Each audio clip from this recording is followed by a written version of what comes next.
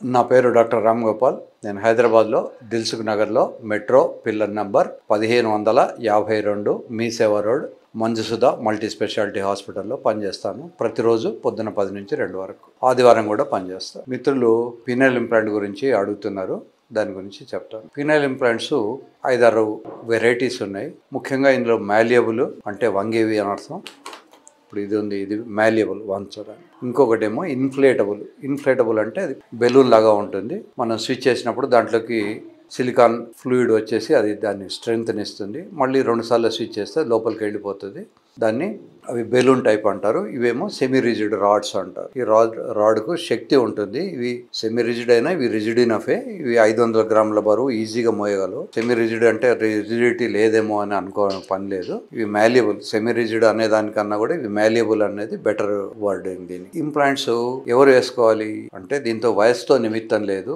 ఎవరికైతే శృంగారంలో పాల్గొనడానికి ఇబ్బందులు ఉంటాయో, ఎవరైతే వయాగ్రా లాంటి టాబ్లెట్ వేసుకున్నప్పుడు తట్టుకోలేరో, ఎవరైతే వయాగ్రా లాంటి టాబ్లెట్ వేసుకున్నా పని చేయదో, ఎవరి పార్ట్నర్ అయితే అన్హ్యాపీగా ఉంటారో టాబ్లెట్స్ వేసుకున్నప్పటికీ, సో అట్లాంటి వాళ్ళందరూ సర్జరీకి ఆప్ట్ చేసుకోవచ్చు. సో ఈ సర్జరీ అనేది మరీ డేంజర్ ఉన్న సర్జరీ కాదు. ఇప్పుడు హార్ట్ సర్జరీయో బ్రెయిన్ సర్జరీయో చేసినప్పుడు లైఫ్ థ్రెటనింగ్ సిచ్యువేషన్స్ ఉంటాయి. యూజువల్గా ఇది ఏమీ ఉండదు. నడుంకి ఒక ఇంజెక్షన్ ఇస్తాం, దాన్ని స్పైనల్ ఎనస్థీషియా అంటారు. ఆ అండర్ ఎనస్థీషియాలో ఈ సర్జరీ జరుగుతుంది. వీళ్ళకి ఏమీ తెలియదు. సర్జరీ అనేసేపు కూడా పేషెంట్ మాట్లాడవచ్చు. తన ఊపిరి తనే పీల్చుకుంటాడు, తన హార్ట్ తనే కొట్టుకుంటుంది. తర్వాత సర్జరీ పూర్తయిన తర్వాత బయటికి తీసుకొస్తాము. సుమారుగా పొద్దున సర్జరీ అయితే రాత్రి కల్లా భోజనం కూడా చేయొచ్చు. యూజువల్లీ 48 అవర్స్ రెస్ట్ తీసుకోమని చెప్తాము. వాళ్ళ సైజును బట్టి మనం ఏ సర్జరీ ఎంత ఖర్చు అవుతుంది, ఏ ఇంప్లాంట్ బెటరు, ఇవన్నీ కూడా వాళ్ళకున్న పొజిషన్, వాళ్ళ సైజు అన్ని ఆలోచించి డాక్టర్గా సలహా ఇస్తాము. ఇవి మీకు అన్ని రకాలు మేము ముందే పెడతాము. ఇండియన్ది, జర్మన్ది, అమెరికాది, దాని మీ ఇష్టాలను బట్టి, మీ ఫైనాన్షియల్ స్టెబిలిటీని బట్టి, మీ ఫైనాన్షియల్ ఎబిలిటీని బట్టి తర్వాత చేస్తాము. దీన్ని కాఫ్టీరియా టెక్నిక్ అంటారు. మేము ముందు కాఫీ, హార్లిక్స్, బోర్న్విటా అన్ని పెడతాము. కాఫీ వల్ల వచ్చే లాభాలు నష్టాలు, బోర్న్విటా వల్ల వచ్చే నష్టాలు లాభాలు, అట్లా అన్ని చెప్తాము. సో మీకు ఏది నచ్చితే అది తీసుకోవచ్చు. This comes under cosmetic surgery. Cosmetic surgeries యూజువల్గా ఇన్సూరెన్స్ కవరేజ్ రాదు. రఫ్లీ దాదాపు 2 lakhs ఖర్చు అవుతుంది ఈ సర్జరీస్కి. షుగర్ కనుక ఉంటే, షుగర్ కంట్రోల్ అయిన వాళ్ళు మాత్రమే సర్జరీకి రావాలి. షుగర్ కంట్రోల్ అయి ఉండకపోతే మన హాస్పిటల్కి వస్తే ఇక్కడ మనం ఎండోక్రైనాలజిస్ట్కి రిఫర్ చేస్తాము. ఎండోక్రైనాలజిస్ట్ వారి షుగర్ కంట్రోల్ చేసిన తర్వాతనే మనం సర్జరీకి తీసుకుంటాము. ఈ సర్జరీ అయిన తర్వాత 6 weeks తర్వాత వాళ్ళు సంసారం చేయొచ్చు. ఈ 6 weeks కూడా మేము మధ్య బ్లడ్ టెస్ట్లు అవి చేయించేసి మానిటర్ చేస్తుంటాము. ఏమి చీము లాంటి ఇన్ఫెక్షన్ కానీ రాలేదు కదా అని. ఒకవేళ వస్తే దానికి తగ్గట్టు యాంటీబయాటిక్స్ మార్చి పెడతాము. యూజువల్గా యాంటీబయాటిక్స్తో కంట్రోల్ అవుతుంది. ఈ మధ్యకాలంలో మంచి యాంటీబయాటిక్స్ కూడా వచ్చాయి. బై ఛాన్స్ ఎవరికైతే చీమ్ బట్టి మందులు ఇచ్చినా తగ్గకపోతే అట్లాంటివి తీసేసి మళ్ళీ ఇంకో కొత్త ఇంప్లాంట్ పెడతాము. బట్ ఇన్ జనరల్గా ఇంతవరకు నాకు అట్లాంటి సన్నివేశం రాలేదు. బట్ పుస్తకాలలో ఇవన్నీ మెన్షన్ చేసి ఉన్నాయి.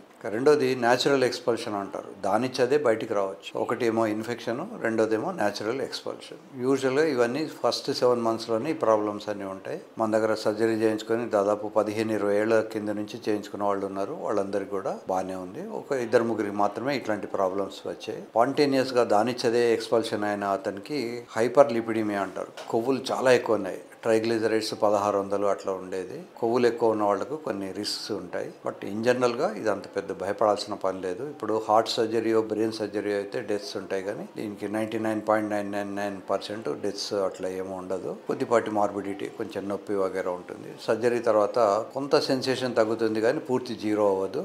ఈ సర్జరీ వల్ల బెనిఫిట్ ఏమిటి అంటే అనుకున్నట్టుగా లోపలికి వెళ్తుంది.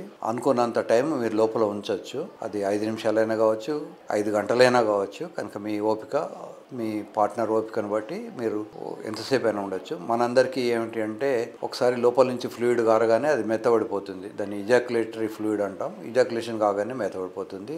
ఈ సర్జరీ చేయించుకున్న వాళ్ళకు ఇజాక్యులేషన్ తర్వాత కూడా మెత్తబడదు. అది అలాగే హార్డ్గా ఉంటుంది. సో దీని అడ్వాంటేజ్ ఇది. దీని డిసడ్వాంటేజ్ ఇందాకనే చెప్పాను. దీన్ని సామాన్యంగా ఓరల్ సెక్స్ నోట్లో పెట్టడం కానీ పార్టీలో పెట్టడం కానీ చేయొద్దు. అవి రెండు తప్పితే మిగతాది ఏమి ఉండదు. కొద్దిపాటి బయటికి మనకు కనబడుతున్నట్టు అనిపించవచ్చు. సో అందుకని కొంచెం లూజ్ ప్యాంట్స్ వేసుకోవడము, లూజ్ షర్ట్ వేసుకోవడము, కొంచెం లాంగ్ షర్ట్ వేసుకోవడం మంచిది. టీ షర్ట్లు వగైరా వేసుకున్నప్పుడు అది ఆబ్వియస్గా కనబడే అవకాశాలు ఉంటాయి. సర్జరీకి మొహమాట పడక్కర్లేదు. తర్వాత ఒకవేళ ఆల్రెడీ పెళ్ళై ఉంటే యూజువల్గా మన ఇండియాలో ఏమిటంటే భర్తకి ఏమన్నా అవుతుందేమో అనే భయంతో భార్యలు పర్వాలేదులేండి మనం ఇలాగే చదువుకుపోదామని చెప్తుంటారు. కనుక ఉన్నట్టు చెప్పొద్దు. ఒక్కోసారి పిల్లలు పెద్దవాళ్ళు అవుతారు, నాన్నగారు మీకు ఏం సర్జరీ అంటారు. కనుక మీరు ధైర్యంగా నాకు మూత్రం వచ్చే దాంట్లో ప్రాబ్లం ఉంది నాయన అని చెప్పండి. ఇంప్లాంట్ అని చెప్పక్కర్లేదు, అక్కడ ఏదో గడ్డ అయిందనో అట్లాంటి. మనం ఎవరేమీ సత్యహరిశ్చంద్రులం కాము. ధర్మరాజు అంతటి వాడే చిన్న అబద్ధం ఆడాడు, నరోవా కొంజరోవా అని, అశ్వత్థామ హతాహత అని. అశ్వత్థామ చనిపోయాడు, అది మనిషో ఏనుగో తెలియదు అని చెప్పాడు. అలాగే చిన్న చిన్న అబద్ధాలు జీవితంలో మనకు నడుస్తూ ఉంటాయి, మీ ఇష్టాన్ని బట్టి. మీకు ఒకటి ఏమిటంటే ఇంట్లో వాళ్ళకు తెలియకుండా సర్జరీ చేయించుకోవద్దు. ఫలానా సర్జరీ అని చెప్పకుండా వేరే సర్జరీ పేరు చెప్పేసుకొని చేయించుకోండి. సర్జరీ వల్ల మీకు అనుకున్నంత నష్టాలు ఏమీ ఉండవు, నిజానికి లాభాలు ఎక్కువ ఉంటాయి. సో ఎవరైతే శృంగారంలో హ్యాపీగా పాల్గొనగలుగుతారో వాళ్లకు మానసికమైనటువంటి స్థైర్యము, మానసికమైనటువంటి స్ట్రెంగ్త్ ఎక్కువ ఉంటుంది. ఎవరైతే శృంగారానికి వెళ్ళి ఫెయిల్ అవుతారో వాళ్ళు కుంగిపోతుంటారు మనసులో, వాళ్లకు ఉత్సాహం తక్కువ ఉంటుంది, వాళ్ళు చేసే పనిలో కూడా వాళ్ళకు ఉత్సాహం ఉండదు. ఒకసారి ఇందులో హ్యాపీగా పాల్గొంటే తర్వాత వాళ్ళు చేసే వృత్తిలో కానీ వాటిల్లో రాణించే అవకాశాలు ఎక్కువ ఉంటాయి. సో మనకి ఇండియాలో అవైలబుల్ ఉన్నది. ఇంతవరకు కేవలం యూరోపియన్ కంట్రీస్లో మాత్రమే ఇది ఎక్కువగా అవైలబుల్ ఉండేది. ఇప్పుడు మనకు హైదరాబాద్లో కూడా 3-4 డాక్టర్లు ఈ సర్జరీస్ చేస్తున్నారు. కనుక సర్జరీ గురించి మీరు టెన్షన్ పడక్కర్లేదు. సర్జరీ ఆల్మోస్ట్ మామూలు అయిపోయింది. డిఫరెంట్ ఏజ్ వాళ్ళు మన దగ్గర సర్జరీలు చేయించుకుంటారు. 25 ఏళ్ల నుంచి 80 ఏళ్ల వరకు సర్జరీలు రకరకాల వ్యక్తులు చేయించుకున్నారు. మీరు అనుకోవచ్చు 80 ఏళ్ళకి ఇప్పుడు అవసరమా అని. ఆ పెద్ద ఆయన అదే చెప్పాడు. 80 ఏళ్ల వయసులో సార్ మీరు ఎందుకు చేయించుకుంటున్నారు అంటే, ఇంకో ఏడాదో 2 ఏళ్ళు ఎన్ని ఏళ్ళు బతికితే అన్నేళ్ళు నేను సుఖపడతాను, నా దగ్గర బోర్డంత డబ్బులు కూడా ఉన్నాయి, నేను పోయేటప్పుడు ఎన్ని కోట్లు ఇచ్చినా నా పిల్లలకి ఏమి తృప్తి ఉండదు, ఇంకో కోటి ఎక్కువ కావాలనుకుంటారు, ఇంకా 2-3 లక్షలు నేను ఖర్చు పెట్టుకోవడంలో నాకేమీ ఇబ్బంది లేదు, I'm happy, I want to die as happy అని చెప్పాడు. ఏమీ భయం లేకుండా మీరు మీ డాక్టర్లను కన్సల్ట్ చేసుకోండి, అవసరమైతే సర్జరీలు చేయించుకోండి.